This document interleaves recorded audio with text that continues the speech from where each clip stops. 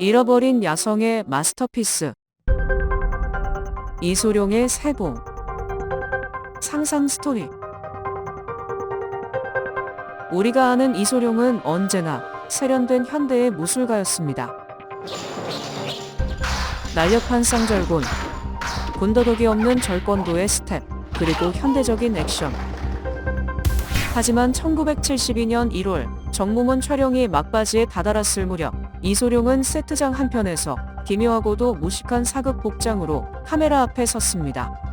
격식 없는 야성의 무인을 상징하는 검은색 피마갑, 그리고 그의 양손에 쥐어진 무기들은 날이 위험스러울 정도로 거대한 도끼와 가시가 무식하게 박힌 낭하봉이었습니다.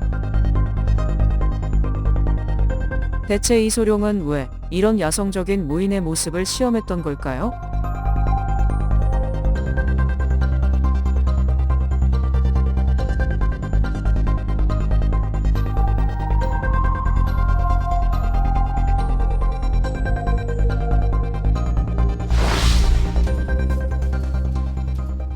최근 디지털 리마스터링으로 복원된 1973년작 다큐멘터리 이소룡의 생과 사에서 그 단서가 발견되었습니다.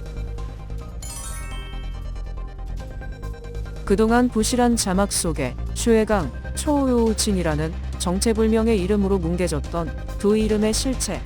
그중 초우요우친, 그것은 바로 중국 고전 소설 수당년의 영웅 정교금이었습니다.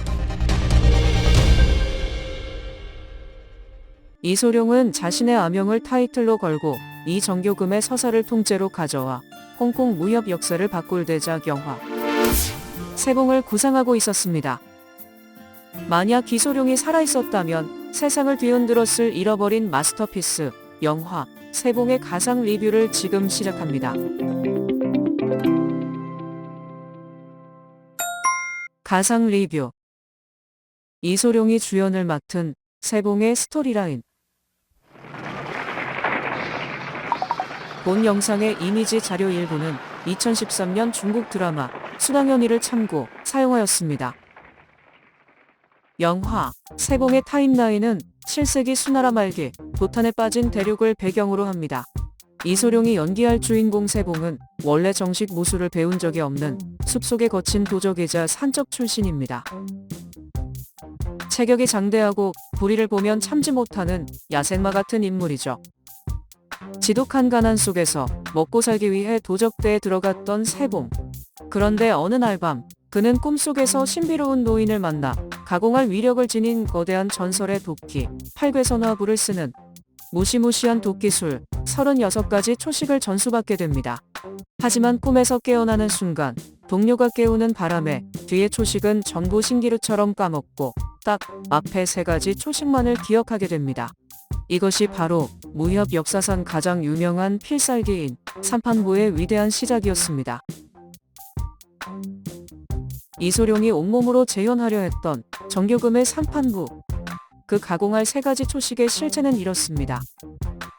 첫 번째 초식은 벽외대, 거대한 도끼를 번쩍 들어 상대의 머리를 위에서 아래로 강하게 내리찍는 무지막지한 파괴력의 기술입니다. 두 번째 초식은 귀처가 상대가 첫 번째 내리찍기를 간신히 막으려 무기를 가로로 대는 순간 도끼를 전격적으로 거두고 도끼자루 끝으로 상대의 안면을 사정없이 찔러버리는 변칙 기술입니다. 마지막 3번째 초식은 도이탁, 상대가 안면 찌르기를 피하고자 황급히 몸을 숙였다가 일어날 때 스쳐 지나가는 반동을 이용해 몸을 회전시키며 도끼날로 상대의 옆구리를 크게 가르는 횡배기 기술입니다.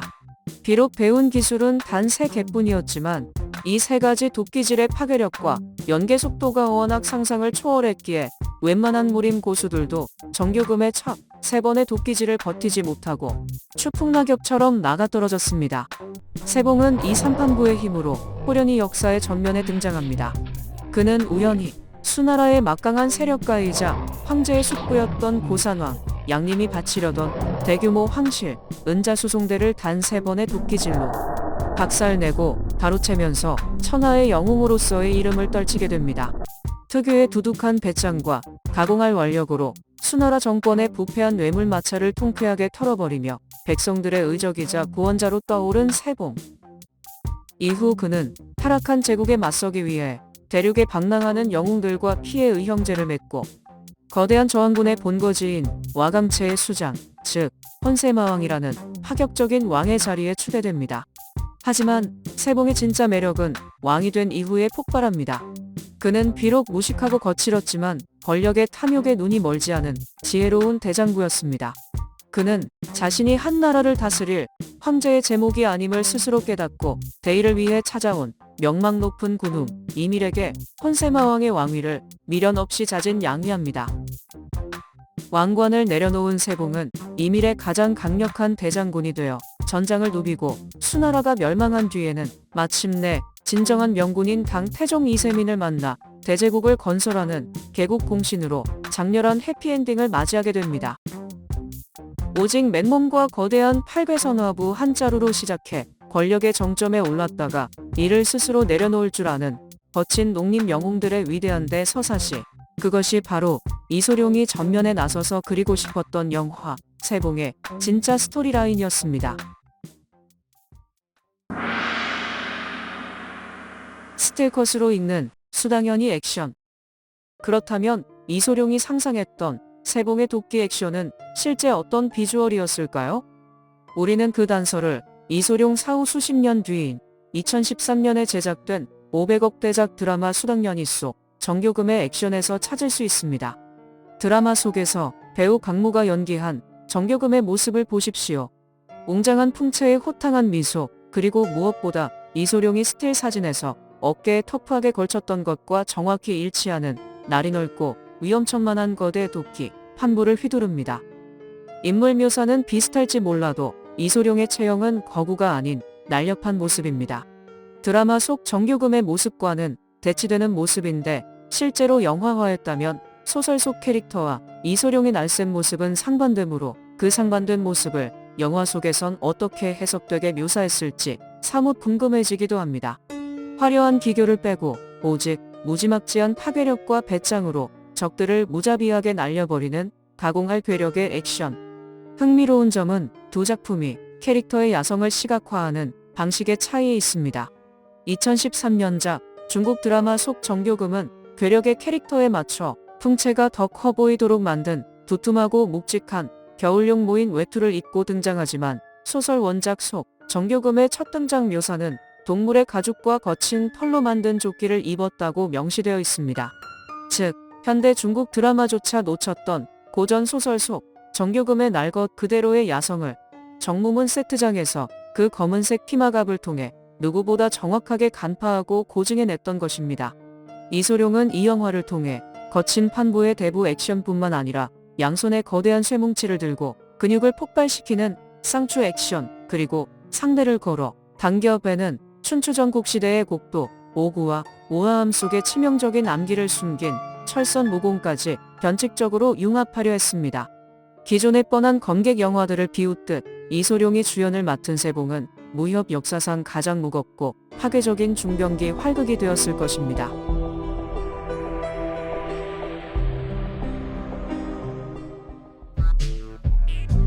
당시 골든하베스트의 레이몬드 초 사장 역시 이소룡의 사극 열망을 채워주기 위해 정무문 세트장에서 정식 테스트를 아낌없이 지원했습니다.